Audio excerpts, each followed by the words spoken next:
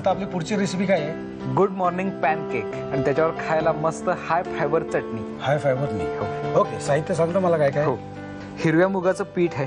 हिरव्या मुगाचं पीठ. हां, ओके. ते भाजून वगैरे काही नाही, डायरेक्ट हिरवे मूग दळून आणून त्याचं पेरलेलं आहे. ओके.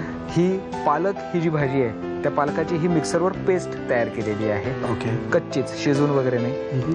हा कोबी आहे बारीक चिरलेला. लिंबाचा रस आहे. पुदिनाची पानं आहेत. बरं. ही तुळशीची पानं आहेत. ओके. हे साजूक तूप, तीळ, मिरची पूड, जवस, गुळ, किसलेलं आलं, वेस्वार मसाला आणि सैंधव. साहित्य बघितलेलं. बरं, हा वेस्वार मसाला बाजारात मिळतो का? नाही, हा आयुर्वेदामध्ये सांगितलेला एक स्पेशल मसाला आहे. ओके. तर ह्याच्यामध्ये 17 घटक आहेत.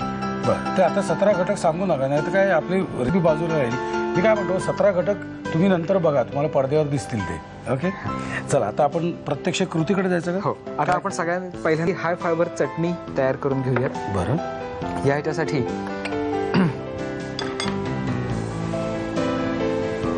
पावर आपण ही कोबीची पानं खरपूस अशी भाजून घ्यायची. बरं. आता काय? ती जरा चुरचुरीत झाली की त्याच्यामध्ये तीळ टाकूयात, 1 चमचाभर. जवस,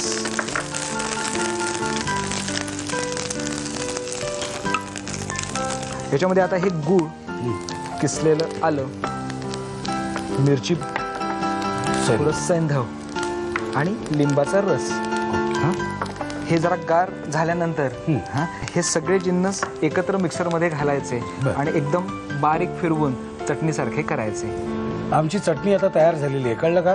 आता काय करायचं? आता आपण पॅन केक करायचे आहेत. याच्यासाठी हिरव्या मुगाचं पीठ हे सगळ्यात पहिल्यांदा घेतोय. बरं.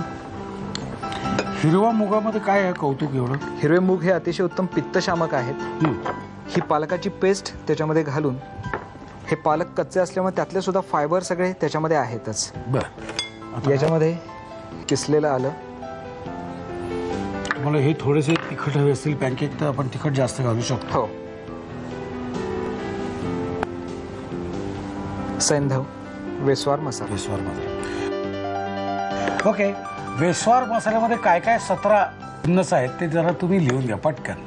150 ग्राम सुंठ पावडर, 300 ग्राम मिरी पावडर, 300 ग्राम पिंपळी पावडर, 300 ग्राम जिरेपूड, 300 ग्राम बडीशेप पावडर, 300 ग्राम धणेपूड, 250 ग्राम दालचिनी, 250 ग्राम वेलदोडे, 100 ग्राम तमालपत्र, 150 ग्राम केशर, 250 ग्राम तीळ, 300 ग्राम डाळिंब साल, 50 ग्राम हळद, 100 ग्राम हिंग, 300 ग्राम सुकं खोबरं, 100 ग्राम मोहरी आणि 300 ग्राम लाल मिरची हे मिश्रण एकत्र वाटून वेस्वार मसाला तयार करावा.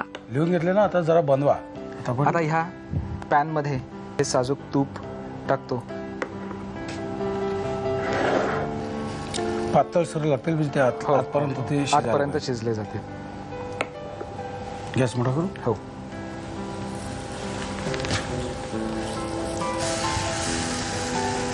आता हे झाल्यानंतर हे चटणी बरोबर खायचं. अप्रतिम लागतंय. येस. ओके. तुम्ही तुमच्या अप्रतिम हस्ताक्षरात लिहून घ्या साहित्य आणि कृती. पॅनकेक विथ हाय फायबर चटणी बनवण्यासाठी लागणारं साहित्य: हिरव्या मुगाचं पीठ, पालकाची पेस्ट, कोथिंबीर, लिंबाचा रस, पुदिन्याची पानं, तुळस, तूप, तीळ, तिखट, जवस, गुळ, आलं, वेस्वार मसाला आणि सैंधव. कृती: एका पॅन मध्ये तुपावर कोबीची पानं, 1 चमचा तीळ आणि जवस परतून मिश्रण थंड करून त्यामध्ये तिखट, आलं, गुळ, तुळशीची पानं, लिंबाचा रस आणि सैंधव घालून हे मिश्रण एकत्र वाटून चटणी तयार करावी. एका बाउलमध्ये हिरव्या मुगाचं पीठ, पालक पेस्ट, आलं, तिखट, वेस्वार मसाला आणि मीठ हे मिश्रण एकजीव करून घ्यावं.